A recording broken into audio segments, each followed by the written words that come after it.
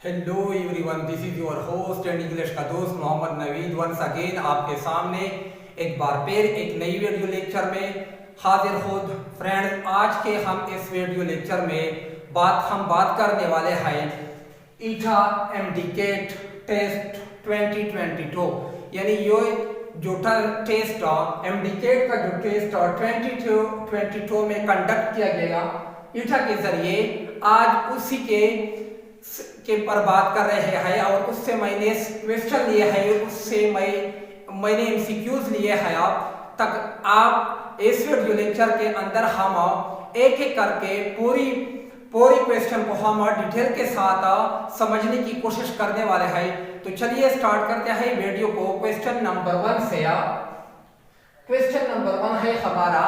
अच्छा, इससे पहले वीडियो स्टार्ट करने से पहले मैं आप स्पेशल उन लोगों को बताने वाला हो जो लोग ये एग्जाम देता है और ये एग्जाम की प्रिपरेशन करता है, वो खासकर मैं उन स्टूडेंट्स को बताने वाला हो कि ये जो एग्जाम हो रहा है, स्पेशली वो लड़के इसमें कुछ फिजिक्स, केमिस्ट्री, बायोलॉजी, साइंस के मज़ामीन होता है और इसके साथ इंग्लिश भी इसमें ऐड होता है, लेकिन अक्सर बच्चे उस साइंस मज़ामीन पर तवज्जो फोकस देते हैं और इंग्लिश को बिल्कुल छोड़ देते हैं।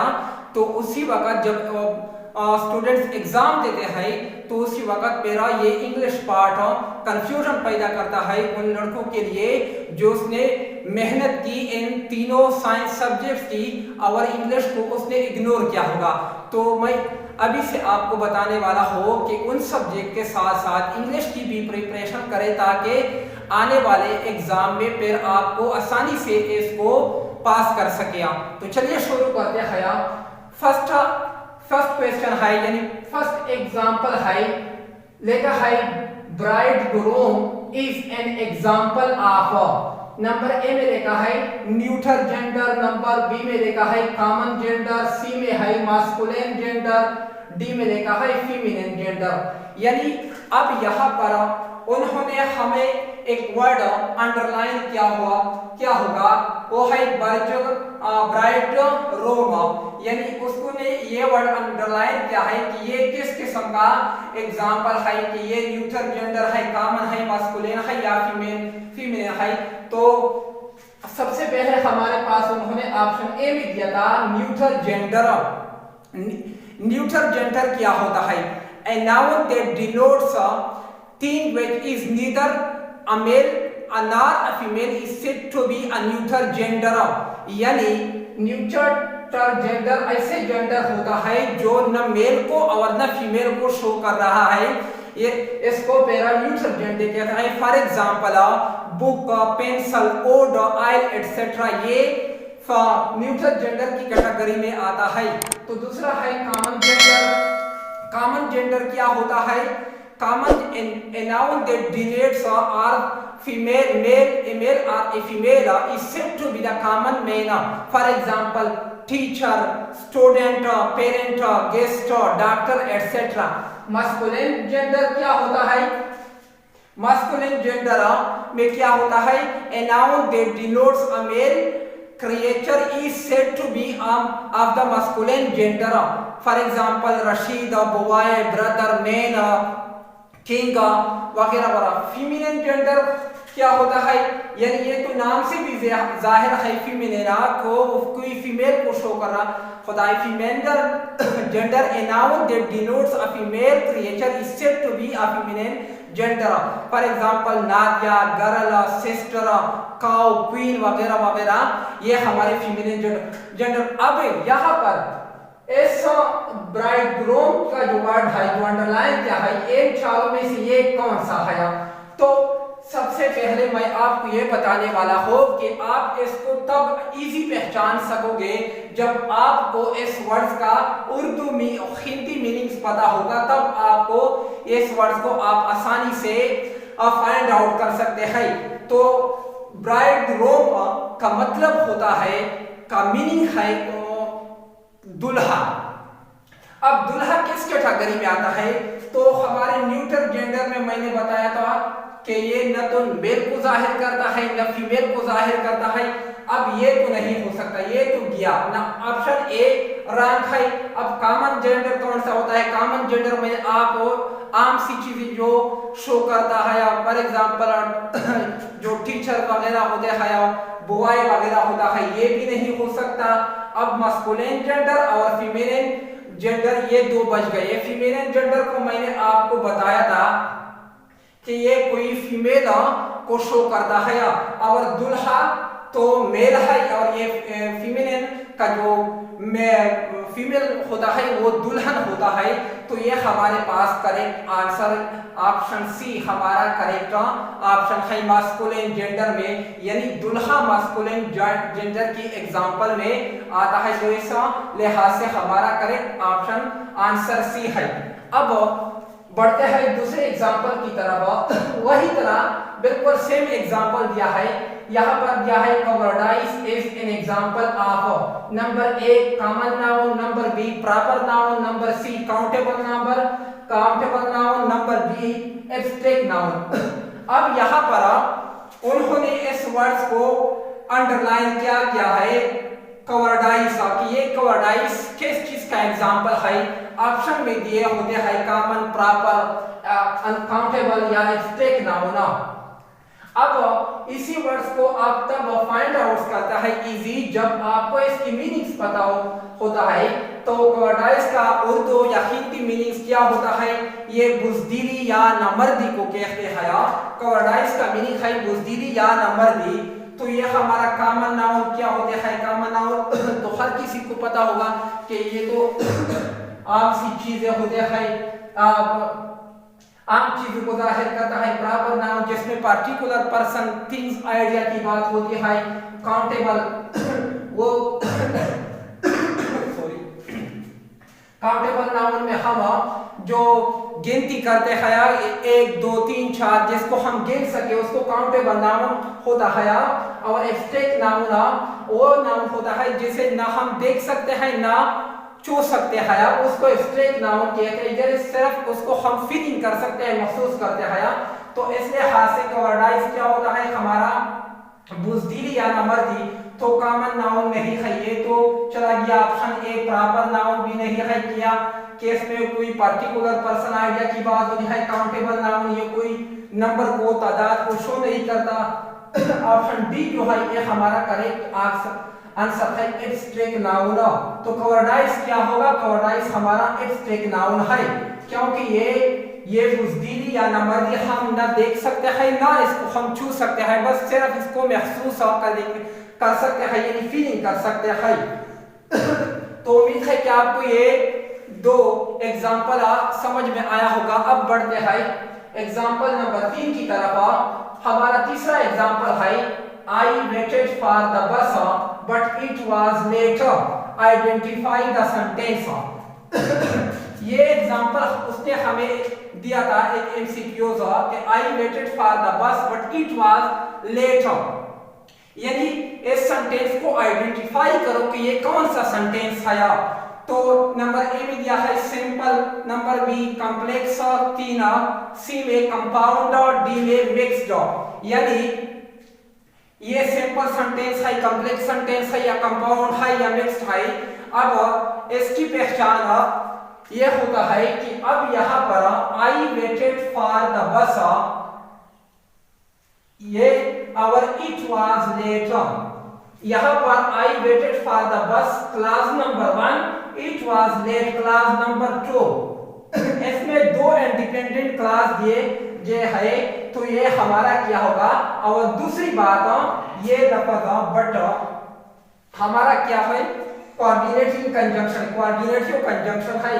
कोऑर्डिनेटिव कंजंक्शन में हम किस कैटेगरी में यूज करते हैं? सिंपल में, कॉम्प्लेक्स में, कंपाउंड में या मिक्स्ड में? सिंपल तो बिल्कुल नहीं है, क्योंकि सिंपल जो होते हैं वो तो सिर्फ इसमें एक क्लास होता है।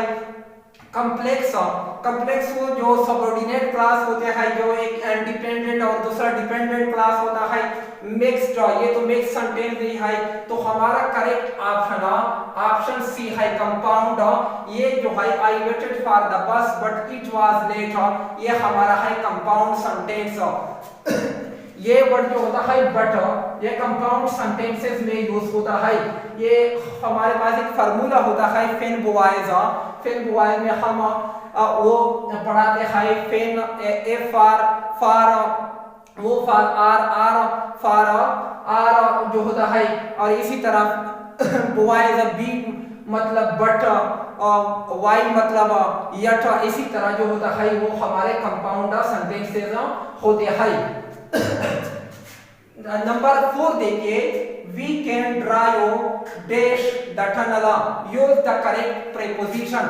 यहाँ पर उन्होंने हमें एग्जांपल दिया है, हमें एमसीक्यू दिया है कि we can drive dash the tunnel, यानी इसमें करेक्ट प्रीपोजिशन को यूज करें कि इसमें कौन सा करेक्ट प्रीपोजिशन है। नंबर ए में दिया है by, number B at, number C में दिया है थ्रो, नंबर डी में दिया है एंटो।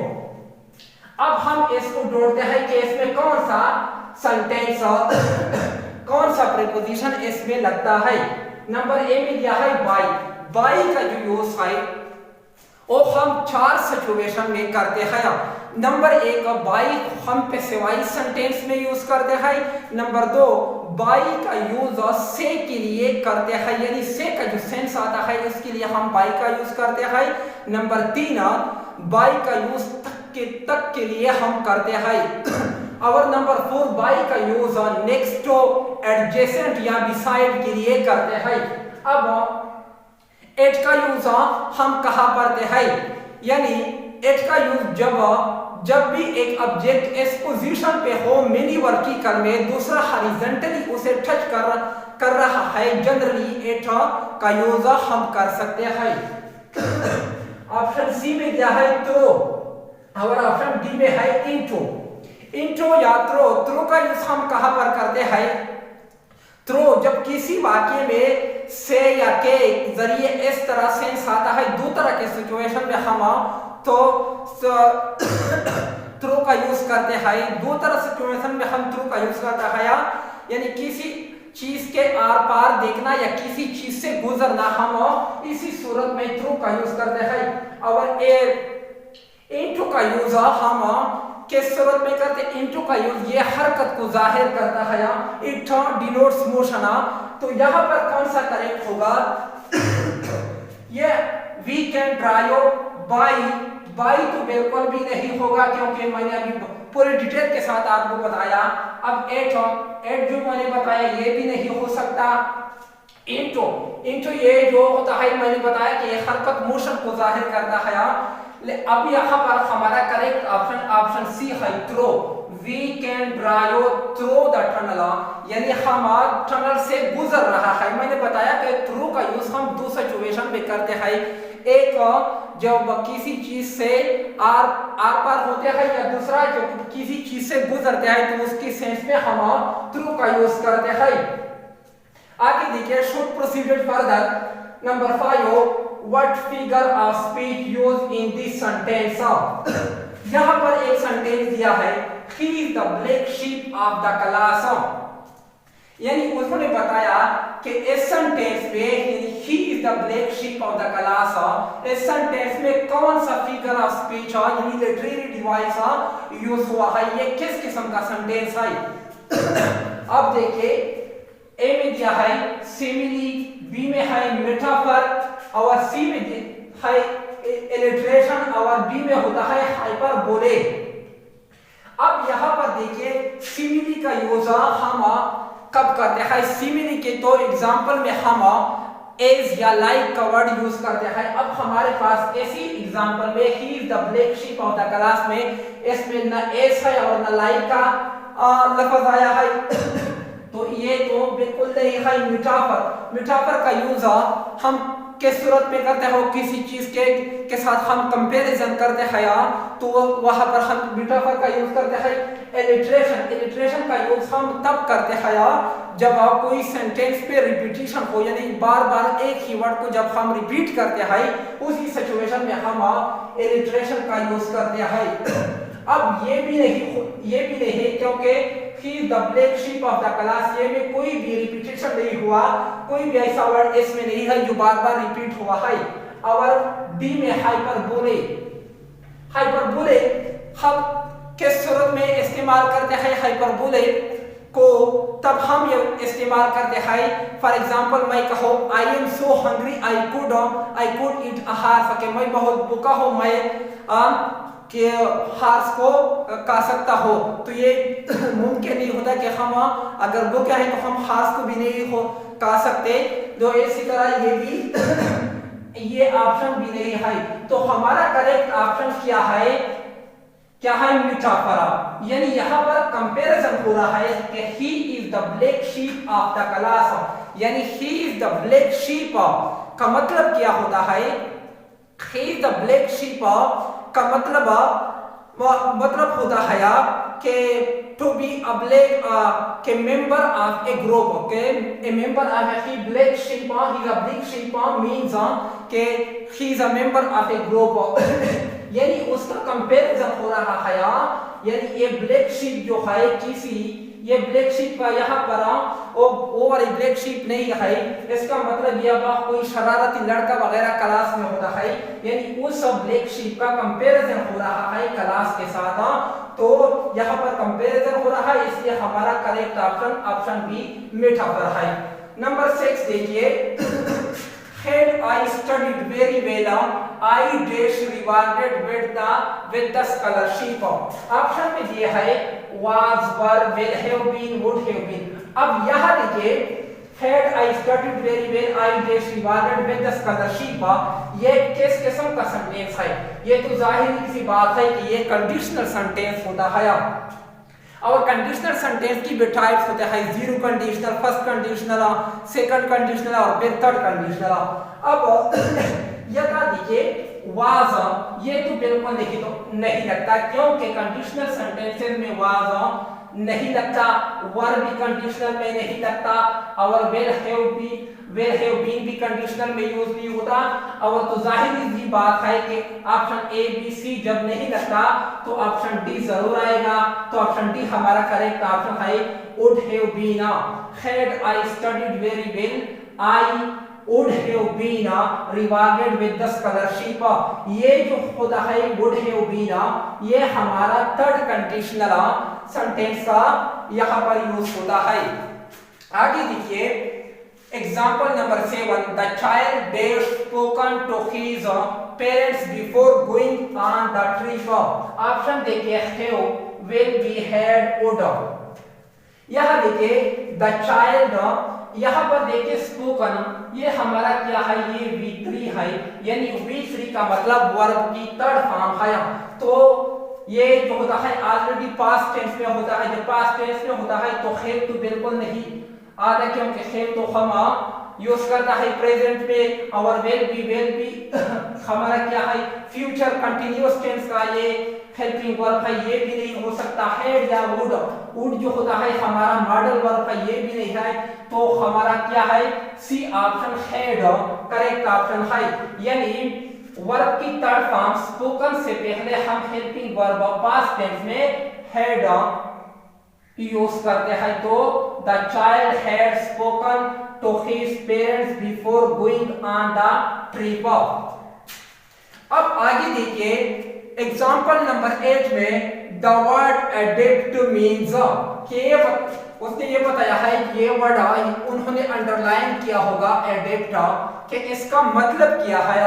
यानी ये इसका मतलब यानी इंग्लिश मतलब हमसे पूछ रहा होता है, या सबसे पहले इसका आपको उर्दू हिंदी मीनिंग्स पता होना चाहिए, तब आप ऐसे करेक्ट सिनोनिम इसका ढूंढ सकते हैं। तो एडेप्ट का मतलब क्या होता है, उसने बताया कि इस वर्ड एडेप्ट का क्या मतलब है।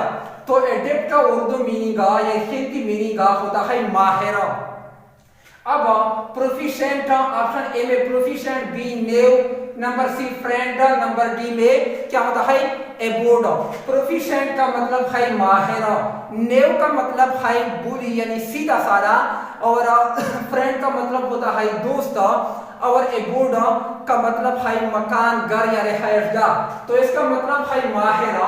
तो हमारा ये भी क्या सीधा साधा, ये भी नहीं है फ्रेंड दोस्त, ये भी नहीं है ए वुड यानी घर मकान रिहायशगाह, ये भी नहीं हो सकता। तो हमारा करेक्ट ऑप्शन ए है प्रोफिशिएंट। प्रोफिशिएंट का मीनिंग है माहिरा। तो एडेप्ट का सिनोनिम वर्ड है प्रोफिशिएंट। आगे देखिए example number 9, the synonym of the word frugality, यानी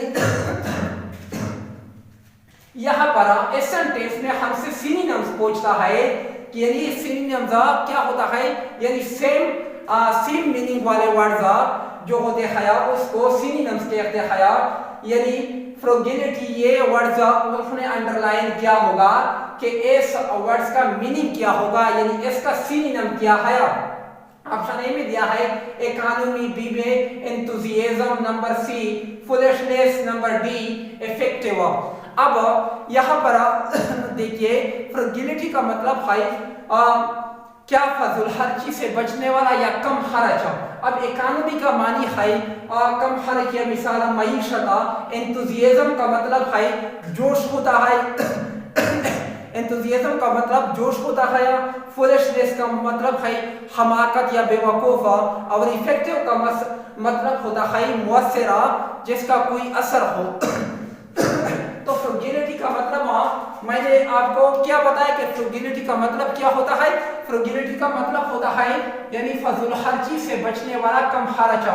और यहाँ पर इसका सेम वर्ड यानी इसका सिनोनिम जो है ऑप्शन ए इकोनॉमी है, यानी मईशत। एंथुसियाज्म बिल्कुल भी नहीं है, ये जोश को कहते हैं। फुलिशनेस भी नहीं है।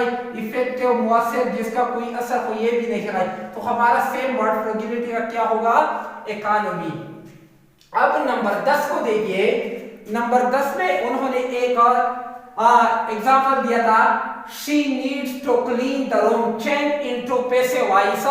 यानी इन्होंने एक्टिव सेंटेंस दिया है कि इसको चेंज करें पैसिव वॉइस में। यानी इसको हम किस तरह चेंज करते हैं दोस्तों, याद रखें जब भी आपको ऐसा सेंटेंस एक्टिवाइज का मिल जाए तो जब आप इसको पैसिवाइज में कन्वर्ट करते हैं तो सबसे पहले काम आपने ये करना है कि उसका ऑब्जेक्ट को एज ए सब्जेक्ट पैसिवाइज में यूज करते हैं। और दूसरी बात चीज ये है कि आप वर्ब की फर्स्ट फॉर्म से वर्ब की थर्ड फॉर्म बनाते हैं और लास्ट में उसकी एक्टिवाइज की सब्जेक्ट से ऑब्जेक्ट पैसिवाइज में बना सकते हैं। तो ये हम किस तरह चेंज करते हैं, she needs to clean the room. तो हमारा यहाँ पर ऑब्जेक्ट क्या है, द रूम। सबसे पहले इसको हम एज ए सब्जेक्ट यूज करते हैं, द।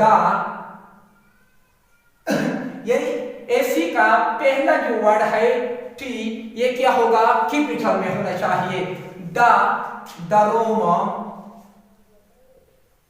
अब द रूम, अब ये होता है हमारा ये एग्जांपल प्रेजेंट इंडेफिनिट टेंस में है, या जब प्रेजेंट इंडेफिनिट का सेंटेंस हो तब उसको हम प्रेजेंट कंटिन्यूअस में चेंज करते हैं। अब यहाँ पर प्रेजेंट कंटिन्यूअस के 3 हेल्पिंग वर्ब है, एक है इज, एक है एम, एक है आर। एम का यूज हम आई के साथ करते हैं, आर का यूज हम प्लूरल के साथ करते हैं और इज का यूज हम सिंगुलर के साथ करते हैं। तो द रूम हमारा क्या है, सिंगुलर, तो यहाँ पर हम इज का यूज करते हैं, द रूम इज। अब तेरा ठो। अब ऐसा सूरत हाल जब आपको एक सेंटेंस में ठो मिल जाए तो जब आप इसको एक्टिवाइज से पैसिवाइज में चेंज करते हैं तब आप टू के साथ बी का इजाफा करते हैं, टू बी। अब यहाँ पर हमारा वर्ब फर्स्ट फॉर्म ये है क्लीन। अब इसको जब हम पैसिवाइज में कन्वर्ट करते हैं कि इससे हम वर्ब की थर्ड फॉर्म बनाते हैं, तो ये क्या होगा, the room is to be cleaned, CLEANED, cleaned, cleaned. इसके बाद बाय का यूज करते हैं, क्लीन्ड बाय द। अब यहाँ पर ये सब्जेक्टिव केस है, जब इससे हम ऑब्जेक्टिव केस बनाते हैं, यानी इसको जब हम ऑब्जेक्ट बनाते हैं तो शी का क्या होगा, तो शी का हो गया हर। तो ये हमारा पैसिव वॉइस में चेंज हो गया। The room is to be cleaned by her. तो ये हमारा सेंटेंस कंप्लीट हुआ। Should proceeded further. 11 नंबर है I said to you what a nice scenery change into indirect speech. अच्छा, ये सेंटेंस उन्होंने दिया था कि इसको हो इनडायरेक्ट स्पीच में कन्वर्ट करें। अब इनडायरेक्ट स्पीच में जब नरेशन का टॉपिक जब हम पढ़ते हैं तो उसमें imperative, declarative, interrogative, exclamatory, objective sentences हम पढ़ते हैं। तो सबसे पहले आपने ये फाइंड आउट करना है कि यहाँ पर आपको जो एग्जाम में जब सेंटेंस देता है कि वो कौन सा सेंटेंस है, इंट्रोगेटिव है, इंपेरेटिव है या एक्सक्लेमेटरी है, कौन सा टाइप है। अब यहाँ पर देखिए I said to you what a nice scenery। अब यहाँ पर उन्होंने एक एक्सक्लेमेशन मार्क दिया होगा। ये हमारा क्या है, एक्सक्लेमेशन मार्क। जब ये मार्क्स यहाँ पर लगा है तो जाहिर सी बात है कि ये एक्सक्लेमेटरी सेंटेंस है। ये तो हमने समझ गया कि ये तो एक्सक्लेमेटरी सेंटेंस है। अब इसको चेंज करते हैं हम किसमें, इनडायरेक्ट स्पीच में इसको कन्वर्ट करते हैं। तो कैसे चेंज करता है, हमारा ये जो होता है पहला यहां से लेकर यहां तक ये रिपोर्टिंग स्पीच कहलाएगा और व्हाट अ नाइस सीनरी यहां तक ये रिपोर्टेड स्पीच कहलाता है। सबसे पहले रिपोर्टिंग स्पीच को हम कन्वर्ट करते हैं और उसके बाद रिपोर्टेड स्पीच को हम इनडायरेक्ट में कन्वर्ट करते हैं।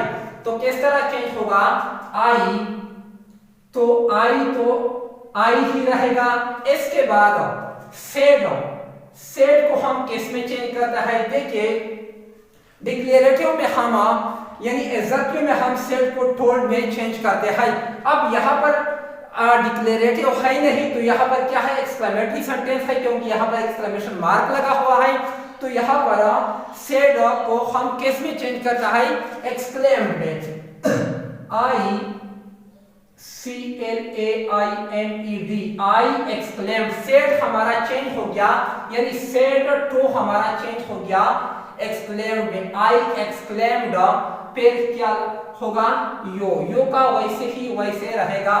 अब यहाँ पर देखिए ये जो होता है कामा और इन्वर्टेड कामा और एक्सक्लेमेशन मार्क्स ये हम खत्म करते हैं एक्सक्लेमेटरी सेंटेंस में। उसकी जगह जब इसको हम खत्म करते हैं तो इसकी जगह हम डेट का यूज करते हैं यानी डेट का इजाफा करते हैं। I exclaimed yo date. यहाँ तक तो हमारा सेंटेंस चेंज हो गया। अब बाकी हमारा रिपोर्टेड स्पीच है। तो फ्रेंड्स मेरे हिसाब से ये जितने भी सेंटेंस ईटा वालों ने लिए है इसी टेस्ट में, मेरे हिसाब से सबसे मुश्किल सेंटेंस ये है। क्योंकि ये इस वजह से कि यहाँ पर देखिए व्हाट हमारा क्या है, एक क्वेश्चन वर्ड है और ये हमारा आर्टिकल नाइस एक एडजेक्टिव है और सीनरी एक नाउन है। अब यहाँ पर उन्होंने हमें सब्जेक्ट नहीं दिया, रिपोर्टेड स्पीच का यहाँ पर सब्जेक्ट उन्होंने नहीं दिया, उन्होंने स्किप आउट किया है।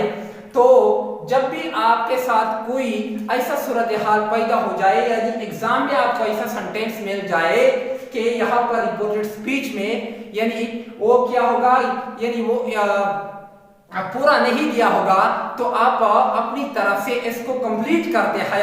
यानी यहाँ पर जब ऐसा सूरत हाल हो एक्सक्लेमेटरी सेंटेंसेस में अक्सर ऐसा होता है कि वो पूरा सेंटेंस नहीं देता और आप जब इनडायरेक्ट में कन्वर्ट करते हैं तो आप उसे पूरा करते हैं।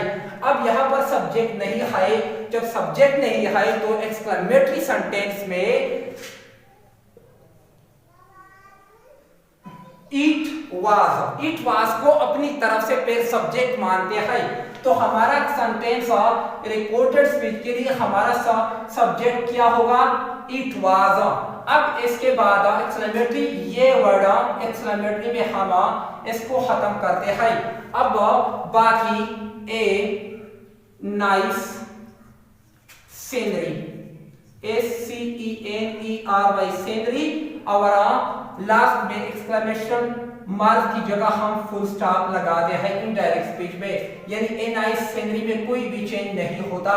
लेकिन इस बात को याद रखें, मैं दोबारा रिपीट करता हूँ, जब भी कोई ऐसा सूरत हाल, कोई ऐसा सेंटेंस आपको मिल जाए एग्जाम में कि यहाँ पर रिपोर्टेड स्पीच में सब्जेक्ट नहीं दिया होगा, अक्सर एक्सक्लेमेटरी सेंटेंसेस ऐसे होते हैं जब वो इनकम्प्लीट दिया होगा, तब आप इसको कंप्लीट करेंगे इनडायरेक्ट स्पीच कन्वर्ट करने के बाद।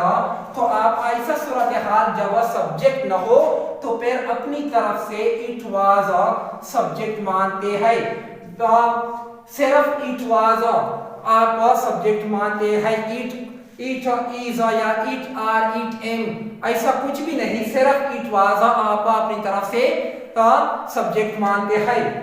तो आई होप कि ये एग्जांपल भी आपको क्लियर होगा।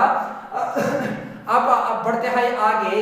नेक्स्ट हमारा सेंटेंस है example number 12, the antonym of the word chaotic। ये वर्ड क्या है? chaotic, ये छोटे नहीं है, ये है chaotic।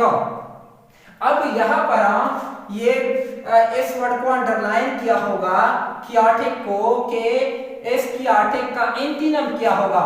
अब ऊपर के सेंटेंस में उसने हमें सिनोनिम मांगा था कि इसका सिनोनिम बताए, अब यहाँ पर एंटीनम मांगता है। एंटीनम क्या होता है? एंटीनम हमारा मुतजाद होता है। सिनोनिम क्या होता है? मुतरादिफ और सेम मीनिंग वाले, और एंटीनम मुतजाद यानी उलट मीनिंग वाले वर्ड जो होता है। अब chaotic का यहाँ पर ऑप्शन दिया है, ऑप्शन ए में impressing, number B hectic, number C orderly, D nervous. उसने बताया कि इस वर्ड का एंटीनम क्या होगा chaotic का। अब सबसे पहले इसका उर्दू मीनिंग ढूंढिए कि इस वर्ड का मीनिंग क्या है। तो chaotic का उर्दू या हिंदी मीनिंग है अफरा तफरी। अब आगे देखते हैं। एम्प्रेसिंग का मतलब है शर्मनाक या शर्मिसार करना। हेक्टिक का मतलब है यानी जोश के साथ, जोश के साथ। अब यहाँ पर होता है हमारा आगे ऑर्डरली का मतलब है मुनज़्ज़म बतरतीब, और नर्वस का मतलब क्या होता है? घबराया हुआ, घबराहट। अब chaotic का मतलब है अफरा तफरी।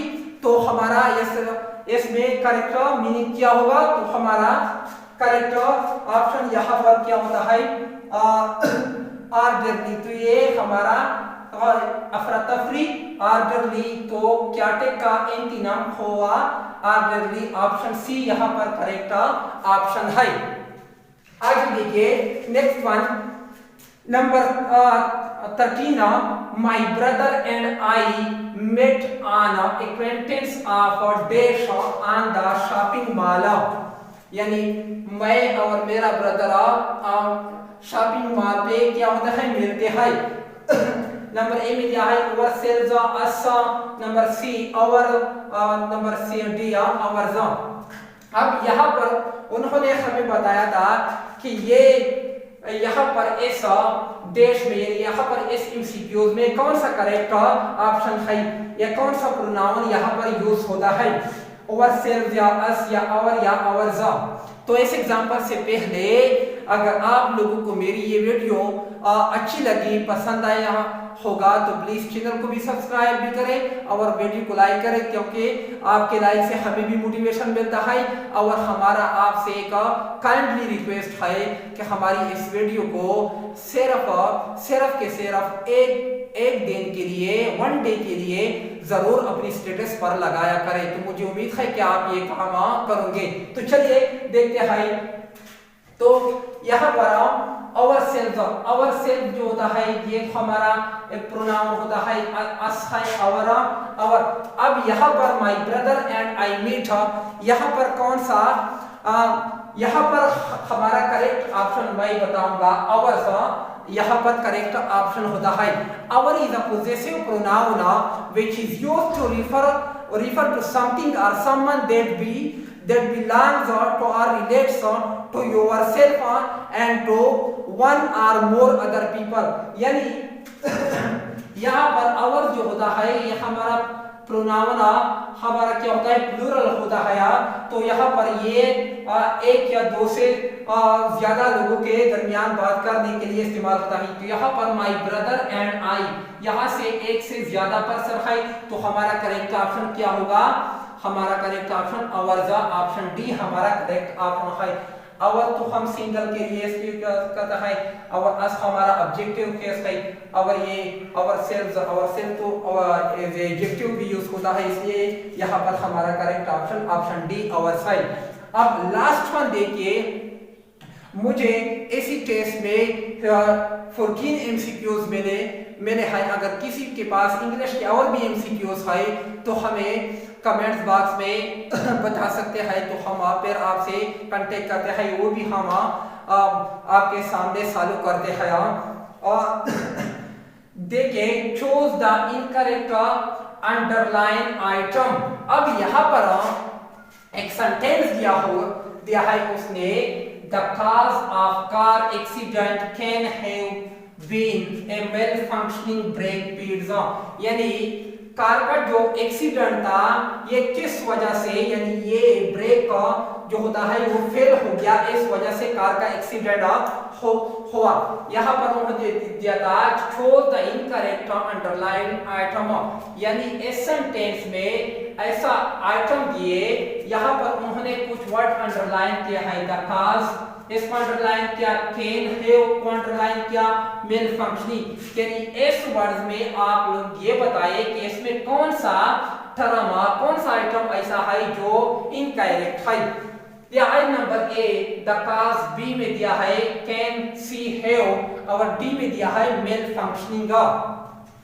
अब क्या होगा, कैन हैव, यहाँ पर देखिए कैन हैव जो होता है, यहाँ पर इनकरेक्ट अंडरलाइन वर्ड्स जो होता है कैन हैव, क्योंकि can have is incorrect in this situation, could have been is used to talk about something that was or was not possible in the past, यानी यहाँ पर कैन हैव के साथ की जगह क्या यूज होता है, क्योंकि could have been यहाँ पर यूज होता है, क्योंकि ये बात जो होता है ये पास्ट की बात होता है कि ये कार के जो एक्सीडेंट था वो ब्रेक फेल होने की वजह से हुआ था, यानी पास्ट की बात होता है। तो जब पास्ट की बात होता है तो हम यहाँ पर कैन हैव यूज भी नहीं करते, कैन हैव को हम प्रेजेंट में यूज करते हैं, तो हम कुड हैव बीन को फिर यूज करते हैं कि कुड हैव बीन हम पास्ट के लिए यूज करता है। तो फ्रेंड्स, उम्मीद है कि आपको हमारा ये आज का हमारा ये वीडियो लेक्चर पसंद आया होगा तो फिर